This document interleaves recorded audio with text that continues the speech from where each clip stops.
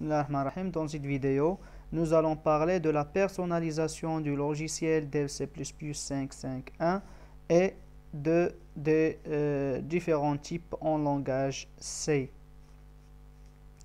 Donc, commençons par la personnalisation. Donc, on passe à l'onglet Outils, Options de l'éditeur. Donc, on peut, par exemple, essayer de choisir ce qu'on veut, le style qu'on veut, la taille, donc .15, la taille c'est 15 ici. Donc je peux par exemple pour les commentaires les afficher en bleu, en gras, en métallique. Donc pour le code, je peux introduire par exemple un code source par défaut. Donc le code source par défaut, c'est le code par exemple que j'introduis toujours dans mes fichiers source. Donc je peux utiliser ce code include stdio.h, include conio.h main. Donc c'est ce qu'on écrit toujours, c'est la syntaxe générale dont nous avons parlé dans la vidéo précédente, et getch pour mettre en pause mon programme. Ici je laisse une ligne vide pour que je puisse commencer l'écriture de mon fichier. Donc comme vous allez voir, lorsque je vais valider, donc lorsque je crée un nouveau fichier source. Donc essayons de voir ça. Option de l'éditeur, source par défaut. Donc insérer, j'ai oublié de cocher ça. Donc nous allons essayer de créer un nouveau fichier. Donc et bien sûr ce code est créé par défaut lorsque je crée un nouveau fichier. En langage C, donc bien sûr lorsque vous voulez donner des instructions à la machine, vous devez bien sûr savoir les moyens dont vous disposez. Donc qu'est-ce que j'ai comme type ou bien comme variable pour donner des instructions à la machine? La machine, qu'est-ce qu'il comprend? Donc il comprend bien sûr le langage binaire. Donc qu'est-ce que je peux représenter en binaire? Ce que je peux représenter en binaire, pour le langage C, ce sont les types basiques, par exemple les entiers, les réels et les caractères. Donc j'ai les ingrédients ou bien les moyens pour communiquer avec la machine. Ce sont les entiers, les réels et les caractères. Bien sûr, ce sont des types que je peux représenter en binaire. Donc pour ces différents types, je peux les déclarer. Donc je peux le réserver une fois que lorsque je dis déclarer, c'est réserver dans la mémoire RAM un emplacement pour ces différents types. Donc les trois types ou bien les trois types basiques du langage C, ce sont les entiers, les réels. Donc lorsque je dis les entiers, je parle des entiers naturels et des entiers négatifs. Bien sûr, de l'ensemble Z, les entiers relatifs d'une manière générale. Ce sont des entiers qui peuvent être positifs ou bien négatifs. 0, 1, 2, 3, 0, moins 1, moins 2, moins 3, jusqu'à moins l'infini, etc. Donc, pour les réels, ce n'est pas exactement l'ensemble R, mais lorsque je dis un réel, je parle exactement de l'ensemble D, donc l'ensemble des décimaux. Pour les caractères, c'est toute touche du clavier représente un caractère. Un caractère peut être un point d'exclamation, un point virgule, une virgule, anti-slash, etc. Ce sont tous des caractères 1, 2, 3, moins, V, A, etc. Ce sont tous des caractères. Donc les différents types d'entiers existants en langage C, il y a le short int, ou bien ce qu'on appelle l'entier court. Et il y a unsigned short, ou bien l'entier court non signé. Donc c'est un entier court dont la taille est plus petite et la plus petite par rapport aux autres types. Non signé, ça veut dire qu'il est positif. Short int, donc le format de short int, c'est le pourcentage d dont nous allons par la suite, lorsque nous allons utiliser des formats d'affichage à l'aide de la fonction printf. Donc vous devez bien sûr maîtriser ce tableau, ces formats. Donc il y a un unsigned short, il y a le int. Donc le int c'est entier moyen, de taille moyenne. Donc il peut être affiché à l'aide du format pourcentage d. Unsigned int, donc c'est un entier non signé bien sûr. Long int et unsigned long int, ce sont des entiers longs. Donc le premier est un entier long signé, donc il peut être négatif ou positif. Et pour le deuxième, il est toujours positif, unsigned long int. Donc ici, ils sont classés par ordre de taille. Donc généralement, pour les shorts int, ils sont inférieurs à int, bien sûr en termes de taille. Et le int, il est inférieur en termes de taille à 2 long int. Donc je peux noter les constantes pour les entiers positifs comme ça, 5 ou plus 5. Donc je peux ajouter le symbole plus, ou bien je peux ne pas l'utiliser. Donc pour les entiers négatifs, je peux utiliser le symbole, je dois utiliser le symbole moins.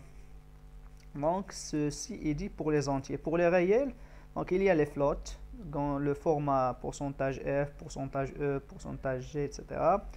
Il y a les doubles, et il y a long double. Donc le float a une taille moins que double, et double a une taille moins que long double, bien sûr. Je peux les représenter en écriture décimale pour écrire une virgule, donc c'est point 5,7, c'est écrit comme ça, 5.7, ou bien point 5 par exemple. En écriture exponentielle, donc je peux l'écrire de cette manière, donc 4.2 E6, ou bien 4.2 plus E6.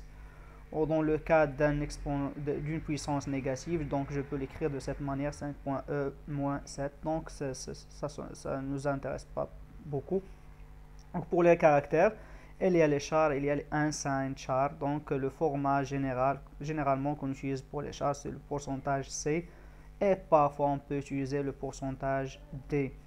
Donc char pour un caractère et char non signé pour unsigned char pour un caractère non signé. Donc je peux noter la constante d'un caractère à l'aide des simples cotes. Donc je peux écrire un caractère entre les simples cotes.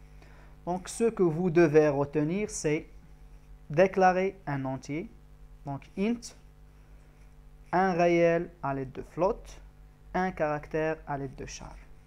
Donc ce sont les bases, les types basiques que vous devez bien sûr retenir et maîtriser. Donc int, float, char. Les formats de int, pourcentage d, pour float, pourcentage f, pour char, pourcentage c. La notation des constantes pour un entier, 5. Utiliser le symbole moins pour les négatifs et rien pour les positifs. Pour les décimaux, donc pour les réels, on peut utiliser le point pour la virgule. Et pour les caractères, on utilise les simples cotes pour écrire une constante de type caractère. Qu'est-ce que nous allons faire à l'aide de ces types? Ce que nous allons faire, la première des choses, c'est que nous allons déclarer des variables à l'aide desquelles nous pouvons manipuler, donner des instructions à notre machine. Donc, pour la déclaration d'une variable, une variable donc peut être de type entier, peut être de type float et peut être de type char, de type caractère. Donc, je peux déclarer chaque variable selon son type. Une variable, elle est caractérisée par son type. Donc, int, float, char, etc. Une variable est caractérisée par son nom. Donc le nom d'une variable ne doit pas commencer par un chiffre, ne doit pas contenir des caractères spéciaux, ne doit pas être un nom réservé pour le langage C, etc. Par exemple, je ne peux pas déclarer une variable int qui s'appelle int, donc int par exemple. Donc c'est inacceptable en langage C parce que int c'est un mot réservé pour ce langage de programmation.